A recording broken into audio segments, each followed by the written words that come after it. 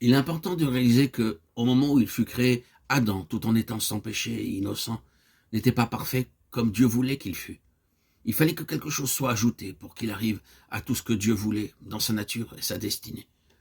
Le lien qu'il avait avec Dieu par son esprit humain signifiait une potentialité ou une possibilité, et non une union absolue et finale.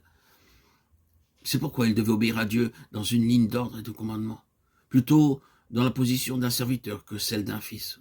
Ou si nous employons la distinction qui est faite dans le Nouveau Testament entre enfant et fils, nous voyons la différence entre celui qui est simplement né et celui qui est parvenu à la maturité. Ce qui aurait chez Adam amené la grande avance sur sa position première, de l'enfance à l'état de fils, du gouvernement extérieur au gouvernement intérieur, de l'état incomplet à l'état complet. C'était la vie éternelle par l'obéissance de la foi. C'est à ce point que toute la signification de l'arbre de vie a sa place. Cet arbre était un symbole de Dieu manifesté en Christ comme la vie par laquelle l'homme peut uniquement arriver à sa destinée voulue par Dieu, et même partager la vie et la nature de Dieu. Adam, à cause de l'incrédulité et de la désobéissance, n'atteignit pas la vie éternelle. C'est pourquoi cette vie est réservée à ceux qui croient au Seigneur Jésus-Christ et qui sont en Christ et ont reçu Christ en eux. Christ en vous, l'espérance de la gloire, Colossiens 1, 27. Dans la vie éternelle réside tout le secret de Dieu, pour tout le dessein éternel de Dieu, dans l'homme et par l'homme. Il faut ensuite nous souvenir que la vie éternelle est un don. Notre objet spécial, en rappelant cela à ce point, c'est de dévoiler une autre erreur. Il existe deux interprétations de la nouvelle naissance. L'une est vraie et l'autre un beau mensonge qui tord la vérité.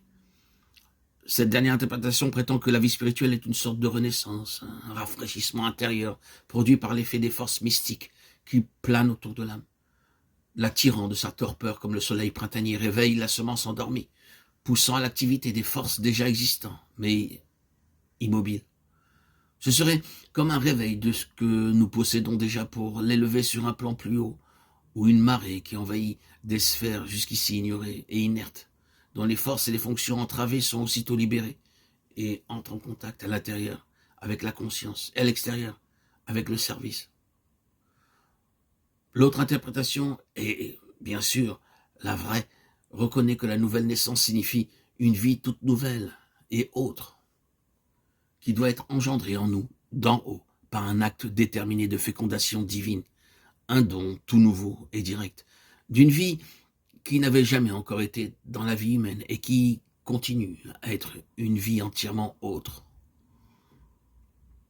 que nous ne possédons pas par nature, mais qui est une vie unique et miraculeuse, comme l'est Christ.